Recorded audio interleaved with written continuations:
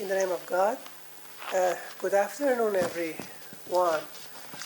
First of all, let me thank the conference organizers for inviting me here, and a more special thank to Dr. Mahtab Alam Rizvi for coordinating some stuff and preparing me and for opportunity to be at this prestigious university, JNU. My title is Iran-India relations and its implications for Central Asia. In the first slide, I focus on the theoretical framework that is the neoclassical realism. It is divided into three sections. I call it three variables: independent, dependent, and intervening variables. The foreign policy behavior of any state is some kind of the portrait of the independent variable, which is systemic pressure, and then internal situation of that specific country. I took the U.S. hegemonic pressure as the independent variable. This hegemonic power prevents other regional powers to do whatever they want. I focused on two regions based on my topic, which are Indo-Pacific and Middle East. I summarizes the U.S.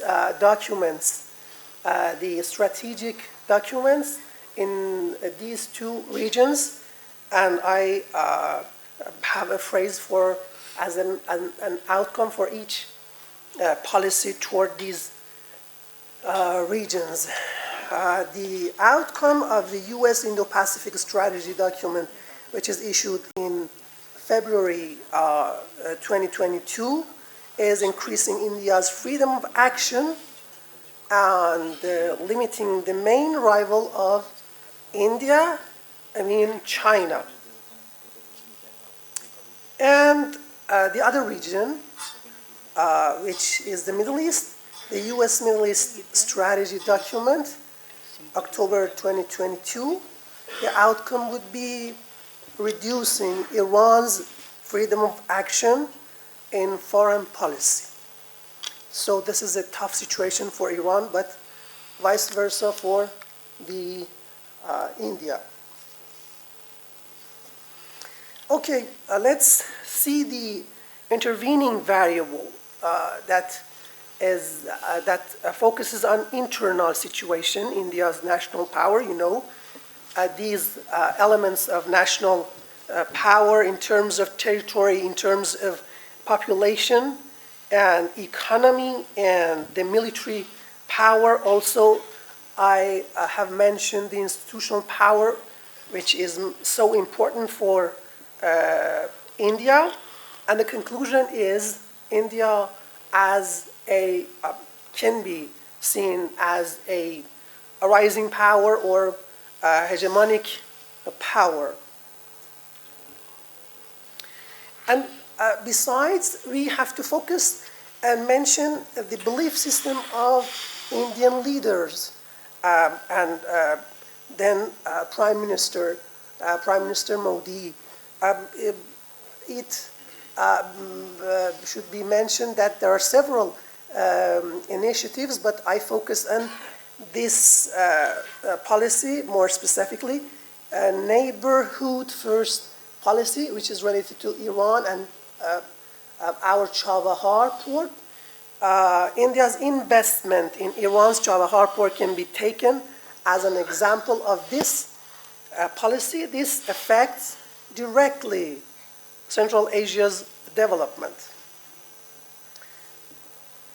And regarding the other regional power, I mean, Iran. Iran also has several elements of national power. You know about that, linkage between Asia, Europe, and Africa, the energy strategic ellipse, and transportation infrastructures, and the suitable market for every foreign country.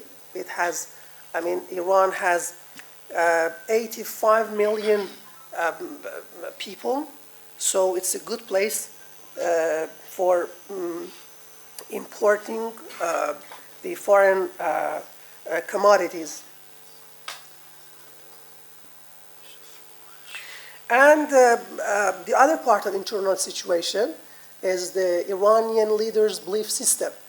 I focused on President Ibrahim Raisi, who got the power almost 1 year and a half. And the interesting thing that he's about here is his focus on Iranian foreign policy based on the specific document. We call it Statement of Second Phase of the Revolution. The principle is so interesting. In the beginning of this, I mean, in the introduction of this document, you can see an important phrase. In the first sentence, I mentioned this this matter. Islamic Revolution of Iran and Indian independent movement are similar. So it's a good start for having a good relations between, seeing a good relations between Iran and the India. The element, the economic diplomacy with neighboring countries or allies, Iran's pivot to Asia following the rise of Asian power, including India, and the focus on the Central Asia, Iran-India relations, dreaming to construct a collaborative Central Asia. For India, Iran is the key to enter this Central Asia. This is obvious. Why? Because Iran is connected to Central Asia through both land borders and sea borders. There is no obvious, this is so important to me, there is no obvious geopolitical competition between these two countries, I mean Iran and India, in this specific region.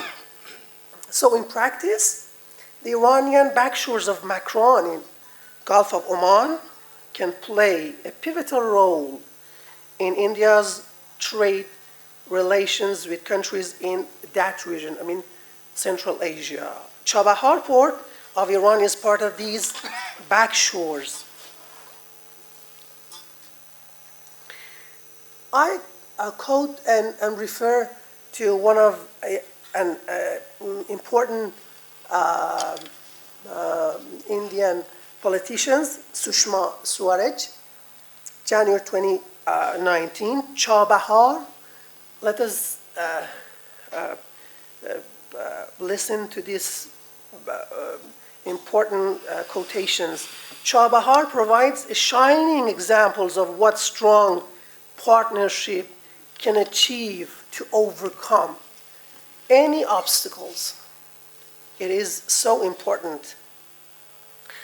So these favorable conditions, I mean internal potentials of Iran, India, and besides desires of these leaders that I talked before, have deepened Iran-India relations in line with the development of Chabahar port. However, this has not been happened desirably because of the systemic pressure, as I told you, U.S. pressure.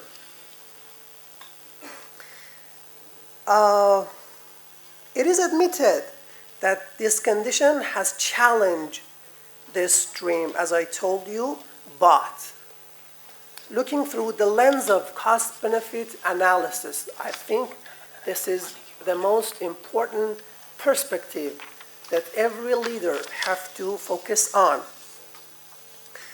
Offers India to be more assertive toward Chabahar's development as a key to access the Central Asia. And the last slide of my presentation is this conclusion.